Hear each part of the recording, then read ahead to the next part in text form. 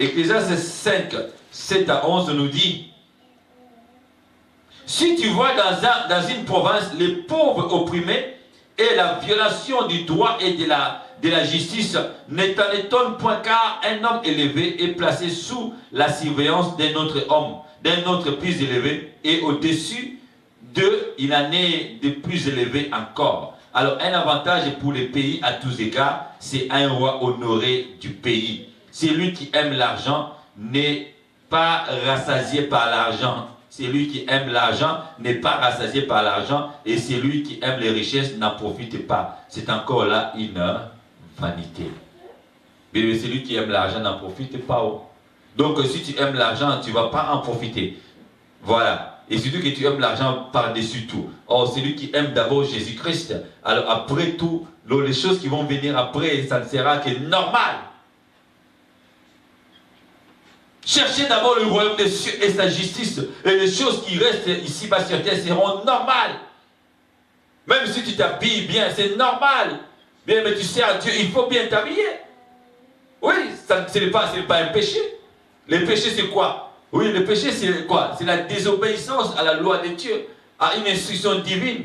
Comme Adam et Ève. Adam a désobéi à la loi de Dieu. Quand Dieu a dit, oui, de ne pas toucher cet arbre-là, eux, ils ont touché ça.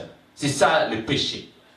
Dieu te dit de ne pas toucher cet homme-là. Et toi, tu le touches. De ne pas faire ceci, toi, tu le fais. C'est ça le péché.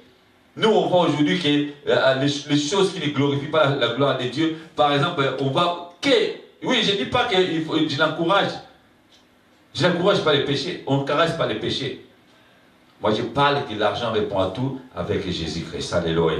Alors, 1 Timothée 6, chapitre 6, au verset 6 à 16, la Bible nous dit, à partir du verset 9, on dit voilà, mais ceux qui veulent s'enrichir tombent dans la tentation, dans les pièges et dans beaucoup de désirs insensés et pernicieux qui plongent les hommes dans la ruine et dans la perdition. Car l'amour de l'argent est une source, est une racine de tous les maux, et quelques-uns, en étant possédés, se sont égarés loin de la foi et se sont jetés eux-mêmes dans bien des tourments. Pour toi, homme de Dieu, fuis ces choses et recherche la justice, la piété, la foi, l'amour, la patience et la douceur. Au verset 12, combat les bons combats de la foi, saisis la vie éternelle à laquelle tu as été appelé et pour laquelle tu as fait une belle confession en présence d'un grand nombre de témoins. Alléluia. Voilà. Bien aimé. C'est malheureux. Oui, je crois qu'il y a 2 ou 3 ans passés, il y a un riche Allemand qui s'est suicidé. Pourquoi? Parce qu'il avait perdu quelques millions à la bourse. Mais il était toujours riche. Il s'est suicidé. Pourquoi? Parce qu'il aimait beaucoup l'argent. Il aimait beaucoup les chiffres. Tous les jours, il contrôlait les chiffres. Il voulait voir que les chiffres augmentent toujours. Mais lorsqu'il a perdu quelques millions, c'est vrai, il a perdu des millions. Mais il s'est suicidé à cause de ça. C'est quoi ça, bien-aimé? L'amour de l'argent, plus que toute autre chose. L'amour de l'argent, plus que tout dans le monde. L'amour de l'argent, bien-aimé. Alléluia. Gloire soit rendue à l'Éternel. Alors, la recommandation de ces messages, c'est toujours la livre de 1 Timothée chapitre 6, à partir du verset 17 au verset 19.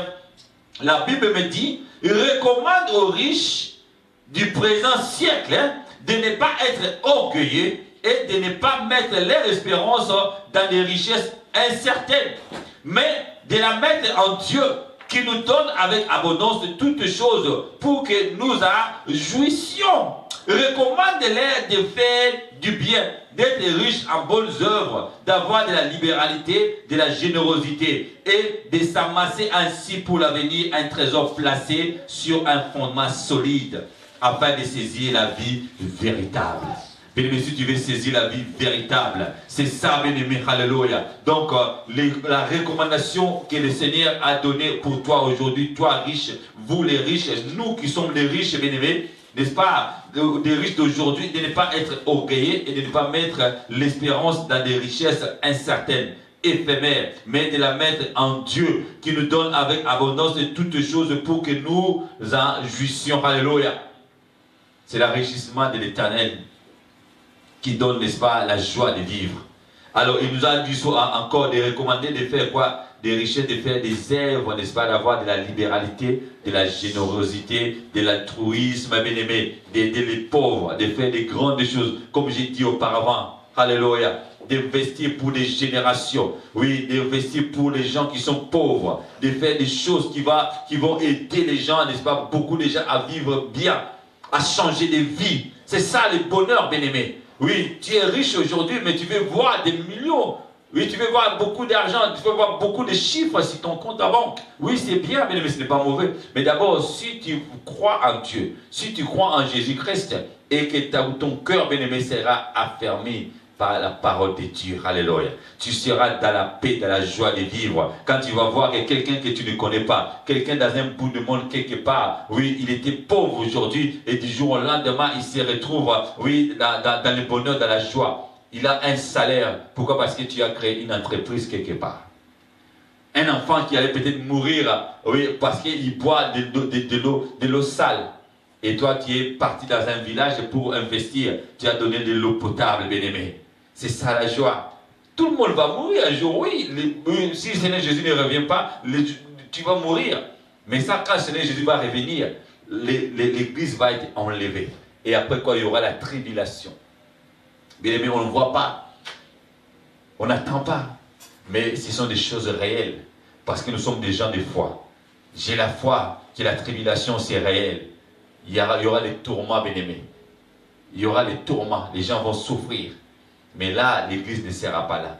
Alors, est-ce que toi, tu veux rester pour subir la tribulation? Non. Je ne te conseille pas, bien-aimé. C'est pourquoi ce message, c'est pour toi, bien-aimé. Pourquoi? Parce qu'on a dit quoi? L'amour de l'argent, c'est la racine de tous les maux. Tout ce qu'on peut se faire ici-bas sur terre, si tu as l'amour de l'argent, tu peux le faire. La prostitution, oui, dealer de drogue, oui, tout ça, la corruption. Oui, chercher à vendre ton âme, oui, les âmes des membres de ta famille. Tu peux le faire à cause de l'amour de l'argent. Mais le Seigneur de gloire, il a besoin de toi, alléluia. Avec Jésus-Christ, oui, c'est lui, n'est-ce pas, qui a fait couler son sang. Pourquoi? Pour que nous marchions dans la victoire. Ils l'ont vécu grâce au sang précieux de Jésus. Alléluia. J'ai pris au nom de Jésus que ce message transforme la vie de quelqu'un. Que ce message révolutionne, n'est-ce pas, la pensée de quelqu'un. Les gens qui pensent que l'aspect financier n'est pas important dans l'église, oui, tu te trompes, bien-aimé. On sert avec de l'argent, avec Dieu, pour l'avancement des lèvres de Dieu. Soyez bénis. On se retrouve prochainement. Je suis le révérend Bienvenu Nengese dans l'église Marché de l'amour. Nous préparons la convention Firebrand les 18 et les 19 juillet. Ne manquez pas.